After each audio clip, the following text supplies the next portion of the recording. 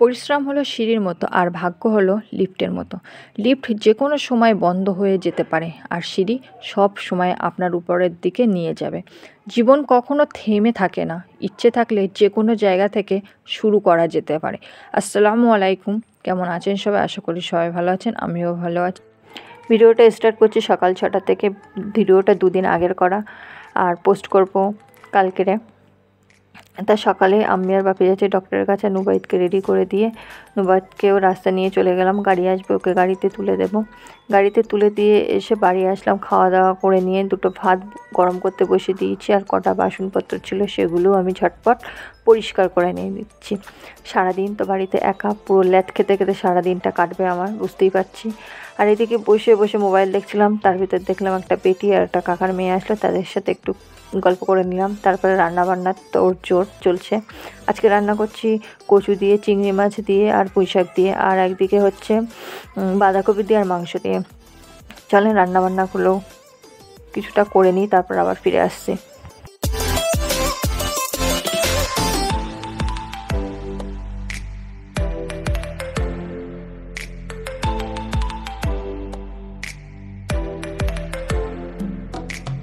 রান্নাটা এদিকে বসিয়ে দিলাম, লবণ দিয়ে একটু সবজিটা সিদ্ধ হোক। আর ঘর বাড়ির অবস্থাটা দেখেন, যাচ্ছে তাইভাবে পড়ে আছে।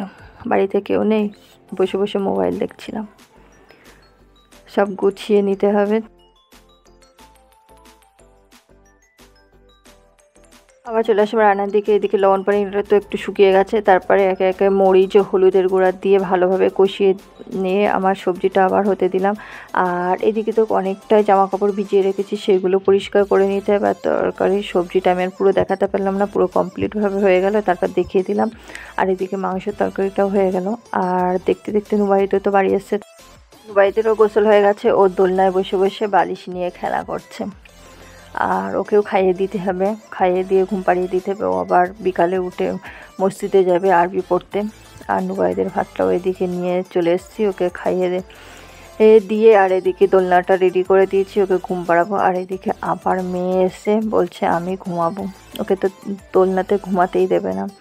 আমি ঘুমাতে দিইনি বলে ও সাইডে কেমনভাবে বসে আছে দেখেন, রাগ করে বসে আছে। আর কি কোথায় বলছে আমি তো বুঝতে পারছি না ওর কথা।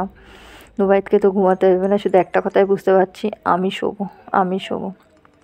আমার সাথে একটু বকবক করে নিয়ে তারপরে ও তো চলে গেল। আর নুবাইদকে ওইদিকে ঘুম পাড়িয়ে দিয়েছি। সকাল সকাল একটু ঘুম পাড়িয়ে দিই, কারণ ও না ঘুমালে সন্ধ্যাবেলা আবার বাংলা বইগুলো পড়তে পারে না।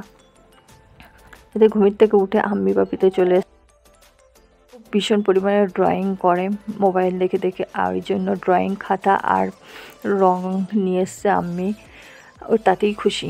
তারপর সন্ধ্যাবেলা মসজিদ থেকে বাড়ি এসে আমার স্ট্যান্ডটা নিয়ে আজান। চলেন আপনাদেরও একটু শুনিয়ে দিই কেমনভাবে আজান দিচ্ছে।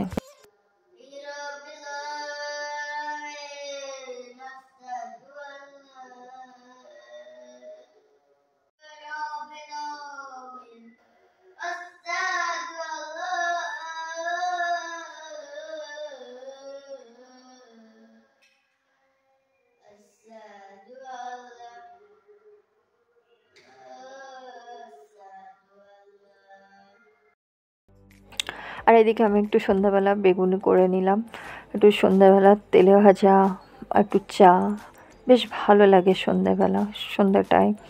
তা আমি এদিকে সবগুলোই ভেজে নিলাম। আমার ভিডিওটা ভালো লাগলে আমার পাশে থাকবেন। দেখা হচ্ছে পরের কোনো ভিডিওতে।